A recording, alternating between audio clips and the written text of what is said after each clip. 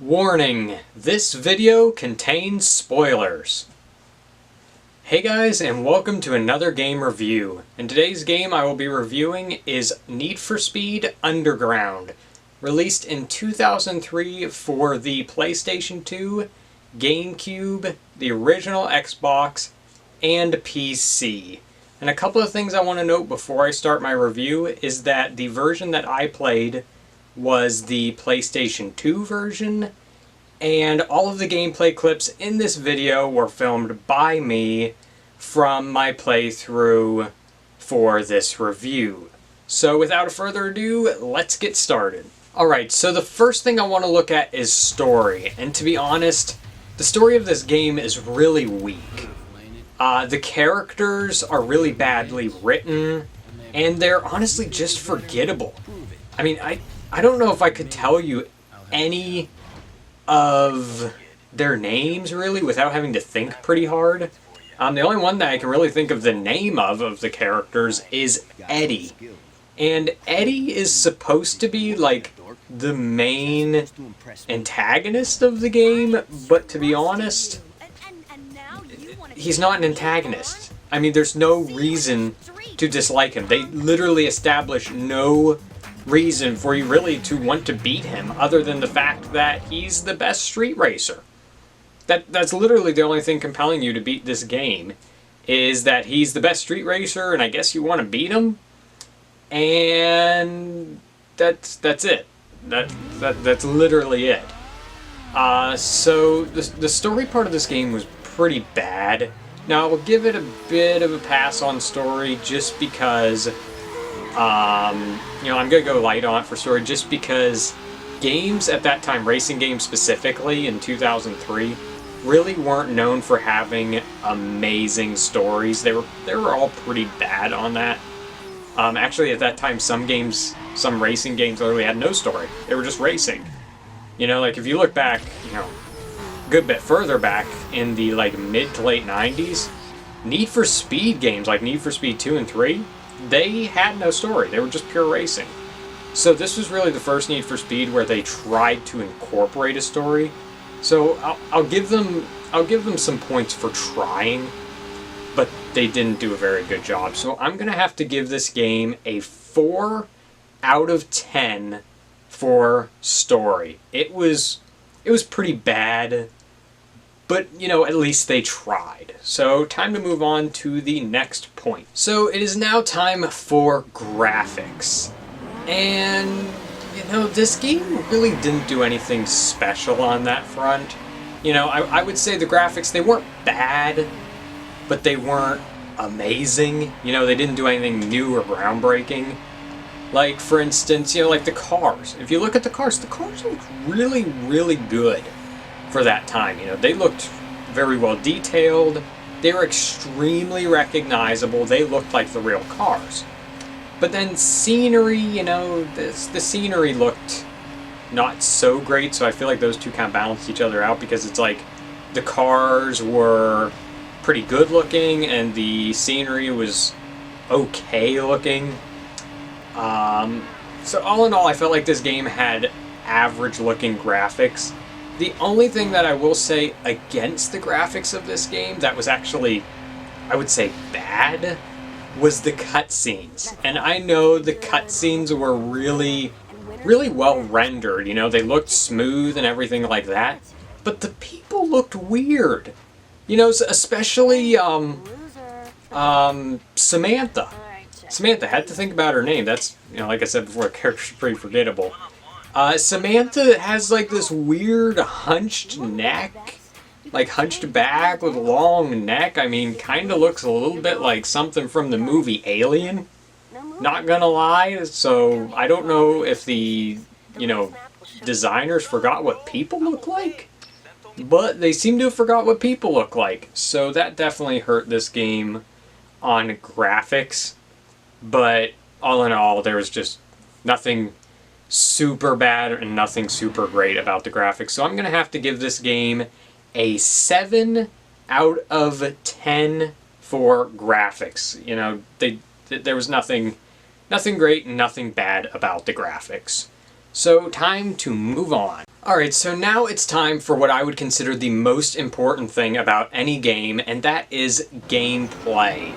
You know, that really is the thing that makes a game, because that's the gameplay. That's how fun it is to play, and just really in general how good of a game it is. It tends to be based off of gameplay. So I'm gonna have to say for this game, the gameplay, and I know a lot of you are probably gonna hate me for this because a lot of people love this game. I mean, I've seen a lot of rankings of the Need for Speed games, and this game ends up usually somewhere around the top 3 Need for Speed games ever, if not top 2. But I thought it was bad, okay? I honestly didn't enjoy any part of playing this game that much. Like, the drift racing, I thought the drift racing was really bad. The drag racing, yet again, I did not enjoy the drag racing. All of the lap races, it felt like every single lap or circuit race was the exact same race. Same with the point-to-point races. You know, the sprint races. So it felt just very repetitive, is what I would have to say about this game. It was extremely repetitive. It just felt like I was doing the same thing over and over and over again. And something else I want to say is probably for the first half of the game, it was just mind-numbingly easy. I didn't struggle on any of the races whatsoever. They were practically impossible to lose. And then somewhere around the second half of the game, it got like frustratingly hard because it was like just so much traffic. Like literally, I think instead of to increase the difficulty of the game later on, instead of increasing the skill of the other cars that you're competing against, they just increased the traffic, which led to some really annoying parts, like parts of races where you couldn't avoid the traffic. They'd literally be blocking the road. You had no choice but to hit them and lose the race, because that's the thing with this game. If you hit a car, you're done. You lost the race. You cannot win. Because for some reason, when you hit a car, instead of just slowing you down or even just stopping your car, it sends you soaring into the sky, you know, spinning and flipping and just defying the laws of gravity and physics and everything. And it just didn't make sense. The only thing I do have to say, though, and this was something really good about the gameplay, was the cars and car customization. First of all, I thought the game had a really good selection of cars, you know? Good selection of starter cars. If I'm not mistaken, there were 5 starter cars to choose from, which was pretty cool. That's a lot of starter cars. And throughout the game, you unlock more and more cars. You know, like Mitsubishi Lancer was pretty nice. Some Toyotas, like the Supra. A bunch of Nissans. And the final car that you unlock in the game, the Nissan Skyline. That was a really cool car. And then when it comes to the car modifications and customization and all that, there is so much you can do. I mean, you can replace individually front bumpers, rear bumpers, side skirts, hood, roof scoops, spoilers, and you can also add things like neon and custom mirrors and exhaust pipes and rims. I mean, there's just so much customization that you can do in this game, which for the time I thought was amazing. I don't know if there were any other games at that time that featured that much customization. So it was really impressive on that. But the racing, I thought, was bad, and it is a racing game, so, you know, that's really going to hurt the game. So I'm going to have to give this game a 5 out of 10 for gameplay. I thought that the car modifications were good, but the racing just was not fun to me at all. So now it's time for just a couple more things that I want to talk about before I give you the final score. Alright, so the first of those 2 things is difficulty. And to be honest, for a Need for Speed game, because for the most part, Need for Speed games are really, really easy. Like, I would honestly have to say Need for Speed averages probably a 5 or 6 out of 10 difficulty.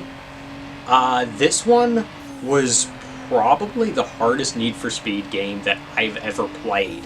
So, for that, I'm going to have to give this game a 9 out of 10 difficulty rating. The only reason I'm not giving it a 10 out of 10 is because the earlier races were just painfully easy.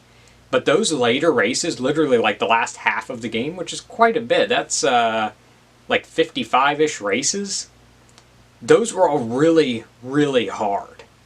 So yeah. Now, the second thing that I want to talk about is playthrough time.